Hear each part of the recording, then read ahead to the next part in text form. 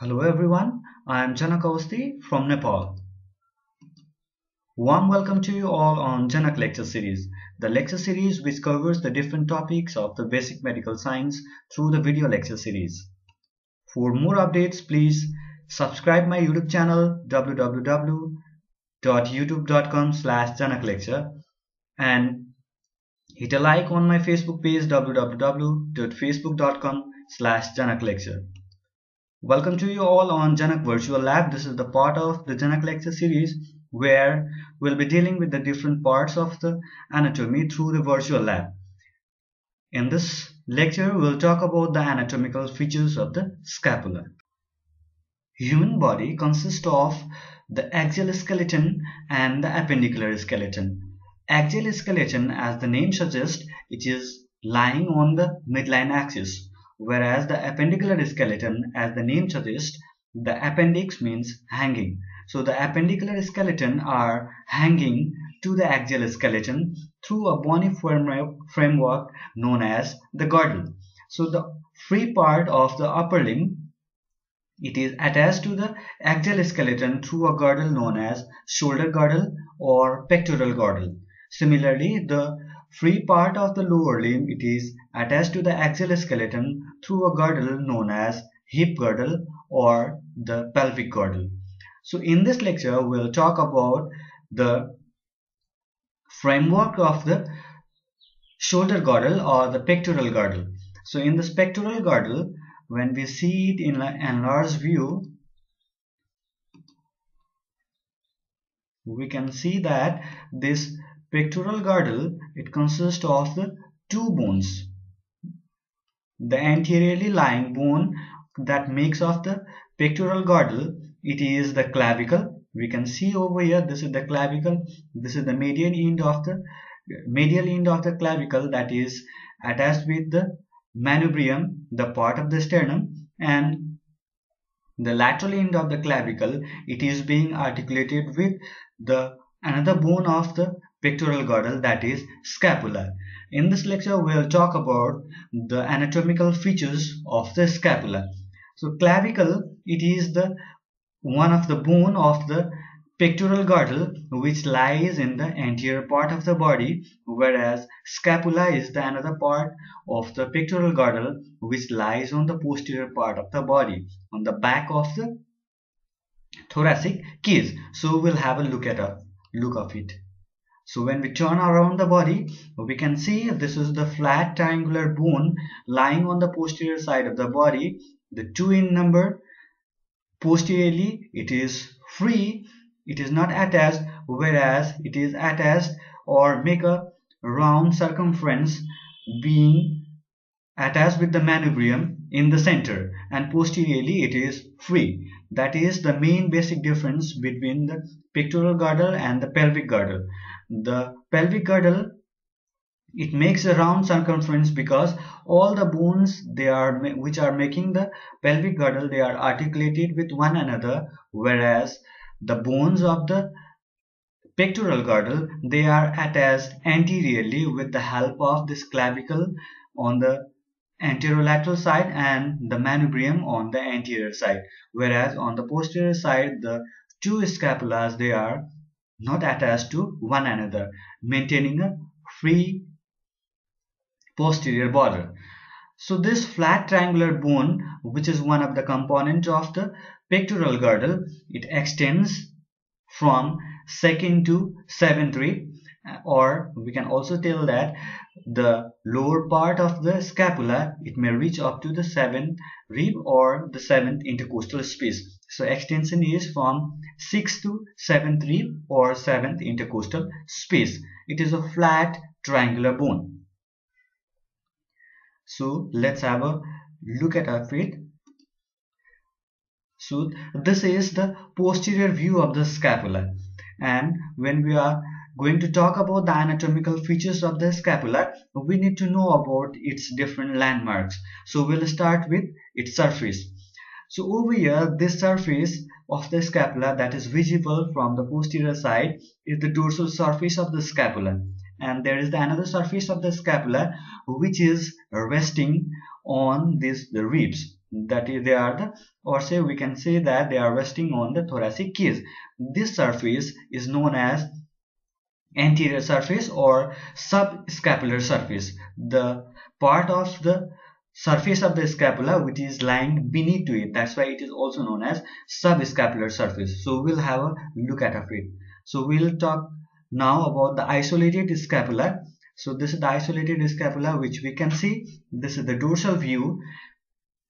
Before explaining about the dorsal view, we'll have a look at the anterior view.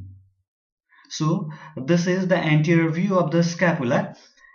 This is concave in nature to fit with the convexity of the thoracic wall, and this concave anterior surface of the scapula, it is known as subscapular surface or the anterior surface. And this anterior surface, it is demarcated with the three ridges that extends from the medial border to the lateral border. It is not well demarcated in this surface, in this view, but in the gross feature when we see, we can see the three ridges that extends from the medial border to the lateral border. And these ridges, these are the landmarks for the attachment of the fascia of the muscle which is present over here, that is the subscapularis muscle. So this fossa of the anterior surface, which is also known as subscapular surface, it is covered with the subscapularis muscle. Now let's have a look of the dorsal surface. So dorsal surface, it is slightly convex in nature, that is convex, it is projected posteriorly, that's why the convexity is present over there. And this dorsal surface, it is not uniform as that of the anterior surface. This dorsal surface, it is divided into the two different fossas with the help of this bony landmark that is present on the dorsal surface.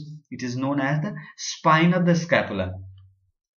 So with the help of this spine of the scapula, the dorsal surface, it is divided into the supraspinous fossa, and lying below is the infraspinous fossa. Supra lying above the spine and infra lying below the spine. That's why the name are given supraspinous fossa and the infraspinous fossa. The supraspinous fossa and the infraspinous fossa, they are anatomically separate with the help of this spine, but they have got the narrow communication with one another through the passage of the different neurovascular structure. They pass from supraspinous fossa to infraspinous fossa through the help of this narrow channel present on the lateral side of this spine. This small notch which help in maintaining the communication between the supraspinous fossa and the infraspinous fossa is known as spinoglenoid notch. The name is given so because this notch is present in between this anatomical structure present over here. This is known as the glenoid fossa, and this is the spine. As this notch is present in between this glenoid fossa and the spine, that's why the name of this notch is the spinoglenoid notch, which helps in maintaining the communication between the supraspinous fossa and the infraspinous fossa. So we finished talking about the anterior surface and the dorsal surface of the scapula. Now let's talk about the different angles of the scapula. It has got the three different angles: the superior angle, the inferior angle, and the lateral angle. So this is the superior angle and this is the inferior angle, and this blunted end is the lateral angle. So this lateral angle is also known as glenoid angle because this blunted lateral angle contains the fossa that is known as the glenoid fossa for the articulation with the head of the humerus. So these angles meet with the different borders. So meeting of the different borders like this, they form the angles. So we will see what are these different borders. They merge to the point of the different angles. So point between This lateral angle and the superior angle that connects these two angles, the border is known as superior border. So this is the superior border, and this superior border is the shortest and the thinnest border, and this superior border is demarcated from the lateral angle with the help of a notch that is present over here, that is the supraspinous notch. Since this notch is present on the superior surface of the spine of the scapula, that's why it is known as supraspinous notch or the suprascapular notch.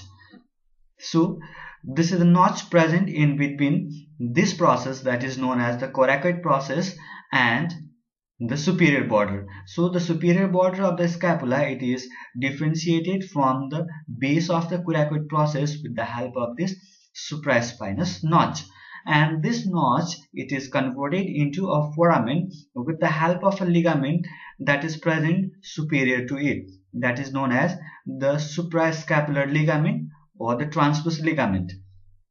So this suprascapular ligament that is present over here, this converts this notch into the foramen, and through this foramen the different structures do pass. The nerve pass below this ligament that is converting this notch into foramen. The nerve, suprascapular nerve, that pass below that ligament, and the suprascapular artery that pass above that ligament. Navi and that goes below, and army goes above the bridge. That is the mnemonics to remember it. Navi goes below, army goes above. And for navi and for nerve, they are present below the ligament. A for artery, A for army, they are present above the bridge. So this is the easy way to remember the structure passing below the ligament and above the ligament. So we finished talking about the superior border. Now let's talk about the medial border. So this is the medial border that extends from the superior angle to the inferior angle. Since towards this side of this border there is a presence of the vertebral column, we can remember that from the previous display, there is a presence of the vertebral column. That's why this border is also known as the vertebral border. This is the medial border. The another name for this border is the vertebral border. And there is the another border that is present over here from the lateral angle to the inferior angle, and this border, it is the thickest of all three borders. This is the lateral border, or say axillary also. It is also known as axillary border because it is forms one of the boundary of the axilla, one of the skeletal boundary of the axilla. It is formed by this lateral border of the scapula. That's why it is also known as axillary border, and it is the thickest of all three borders. So till now we studied about the two surface, anterior surface or subscapular surface, dorsal surface, which is divided into the supraspinous fossa and infraspinous fossa with the help of the spine of the scapula. And we also talked about the three borders, the superior border, the medial border, which is also known as the vertebral border, and the next is the lateral border, which is also known as the axillary border. And this axillary border, it is the thickest of all three borders. That's why it also forms the lever-like action during the upper head abduction of the arm. When we abduct the arm, this border acts as a lever for the muscle they are acting for the overhead abduction of the arm. Now we will talk about the different processes present in the scapula. There is a presence of the three different processes. So we'll talk about them one by one. First of all, the process that is very thick, that is present on the dorsal surface of the scapula, is known as the spinous process. So we can see this is the spinous process, which divides the dorsal surface of the scapula into supraspinous fossa and the infraspinous fossa. Talking about this spinous process, it has got the apex, which we can see over here, lies at the level of the spinous process, transverse process of the third thoracic vertebra. And lying over here, it is the base of the spinous process, which makes the lateral border of the medial border of the spinoglenoid notch. And it has got the posterior border. This is the posterior border of the spine of the scapula. It has got the superior lip and the inferior lip. So this part of the posterior border, it is known as the crest, and the crest has got the superior border, that is known as the upper lip, and the inferior border, that is known as the lower lip of the crest of the spine. And this is spinous process that continues laterally and anteriorly, and that continuation is known as the acromion process. So this is the acromion process, how it looks like anteriorly, and this acromion process, it is flat superior inferiorly. That's why it has got the medial border and the lateral border. So the medial border of the acromion process, it continues with the upper lip of the crest of the spine, and lateral border of the acromion process, it continues with the lower lip of the crest of the spine, and this junction between the lateral border and the lower lip of the crest of the spine is known as the acromion angle. And there is the another process that is known as the coracoid process. And this is the bent finger like structure, and it is given the name coracoid process because it is like in the shape of the crow beak. So it has got the narrow and the small vertical part and the long and elongated the projected part, that is the process of the coracoid. And this coracoid process provides the attachment for the different ligaments and the muscles. And there is the attachment of one of the ligament that extends from the coracoid process to the acromion. And this ligament, with the help of this bony process, make one structure that is known as coracoacromial arc. So the coracoid process, bent part of the coracoid process, coracoacromial ligament, and the acromion till the acromial angle. So it makes an arc that is known as the coracoacromial arc. After talking about the different landmarks of the scapula, now we will talk about the muscles attachment of the scapula. We will talk about the muscles that comes in relation with the scapula. So we'll start with the muscles that comes in relation with the spine of the scapula. As we discussed that the spine of the scapula on the posterior border, it has got the two anatomical landmarks, the upper lip of the crest of the spine and the lower lip of the crest of the spine. The upper lip of the crest of the spine, it gives attachment to the upper fibers of the trapezius muscle. So this is the trapezius muscles, and the upper fibers of the trapezius muscles, they come in relation with the upper lip of the crest of the spine.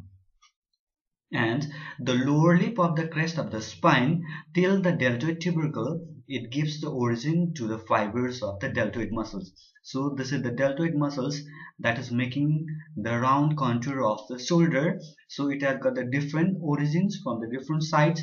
We can see its site of origin from the clavicle, from the acromion process, and from the lower lip of the crest of the spine. So the lower lip of the crest of the spine, it gives the origin to some of the fibers of the deltoid, and the upper lip gives origin to the fibers of the trapezius. And after looking the view of it, we'll have a look of the other different muscles. So lying below the trapezius muscles are the different other structures and the muscles. And we'll talk about now the other muscles. They are lying below the trapezius that comes in relation with the scapula. So the part of the medial border that is lying above the scapula, from this medial border there is the attachment of the levator scapulae. So this muscle is the levator scapulae that comes in relation with the medial border of the scapula lying above the spine. Now just adjacent to the spine of the scapula, the medial border, it gives insertion to the rhomboideus minor muscle, and just below the spine, the medial border on the dorsal surface, it gives insertion to the rhomboideus minor. So till now we talked about the three different muscles: levator, scapulae, rhomboideus minor and rhomboideus major. They are all attached on the medial border on the dorsal surface. Point to remember that this all muscles, they are attached on the medial border and on the dorsal surface of the spine of the scapula. And this spine, which has divided the scapula into supraspinous fossa and the infraspinous fossa, also gives the origin to the two different muscles. So this muscle which is arising from the supraspinous fossa is the supraspinatus. As the name of the fossa, similar is the name of the muscle. So this is the supraspinatus muscle. And the infraspinatus fossa, the two-third part of this infraspinatus fossa, it gives origin to the infraspinatus muscle. And covered with this deltoid are the other muscles which are arising from the lateral border of the scapula. So we'll remove this muscle and have a look of the muscles which are arising from the lateral border of the scapula. So this muscle is the teres minor muscle, which is arising from the lateral border of the scapula, and just below to it there is the origin of the another muscle, that is the teres minor muscle, teres major muscle. So teres major muscle lies below the teres minor muscle, and it has got the some of the slips of the muscle fiber. They also arise from the inferior angle, and this inferior angle also gives origin to the some of the slips of the muscle fibers of the latissimus dorsi. But over here it is shown that the latissimus dorsi, it is beyond the inferior angle of the scapula, but sometimes some of the fibers of the latissimus dorsi, they may arise from the inferior angle of the scapula. And covered with this teres minor muscle, we can see there is the tendon of one of the muscle, which is the long head of the triceps.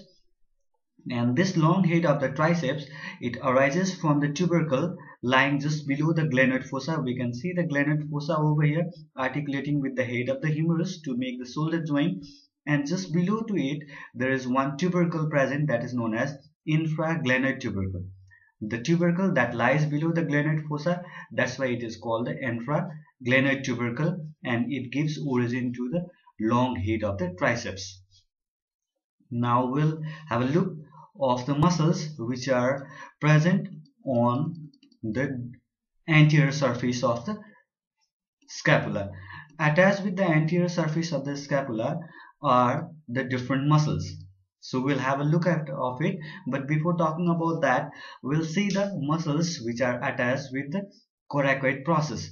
So this is the coracoid process that is palpable deep to the deltoid in the living body also. So this coracoid process, on its medial side, it gives insertion to this small muscle that is known as pectoralis minor muscle. So this pectoralis minor muscle, it is lying below this big flat muscle, that is pectoralis major muscle. We have removed that, and below that we can see the pectoralis minor muscle. This pectoralis minor muscle inserts on the coracoid process. And this coracoid process, tip of this coracoid process, give origin to the another muscle, that is the short head of the biceps. So this is the biceps muscle having the two head. We can see the another head over here, and this is the short head of the biceps, that is also taking the origin from the tip of the coracoid process. So we'll remove this muscle, and now we'll have a look of this muscle. This is known as the coracobrachialis muscle. This coracobrachialis muscle, it also arises from the coracoid process. So this, we can see the coracoid process, it also gives the origin to the coracobrachialis muscle, which is inserting on the humerus. Now we'll have the look of this muscle. This is the long head of the triceps, and this long head of the biceps, this long head of the biceps, it takes origin from one of the tubercle present on the upper surface of the glenoid fossa. So this is the glenoid fossa, and there is one tubercle present over here superior to it, that is the supraglenoid tubercle, that gives origin to the long head of the biceps. Similarly, the inferior lying tubercle is the infraglenar tubercle, which was giving origin to the long head of the triceps. Now we'll have the look of the muscles. They are present on the anterior surface of the scapula. So anterior to third part of the subscapular fossa, it gives origin to this muscle that is known as subscapularis. Similar to the name of the fossa, the muscle is given also the similar name, subscapularis muscle. And there is the attachment of the another muscle, these serrated muscles having the 8 digitations which are arising from the different parts of the ribs, upper 8 ribs, that is known as the serratus anterior muscle.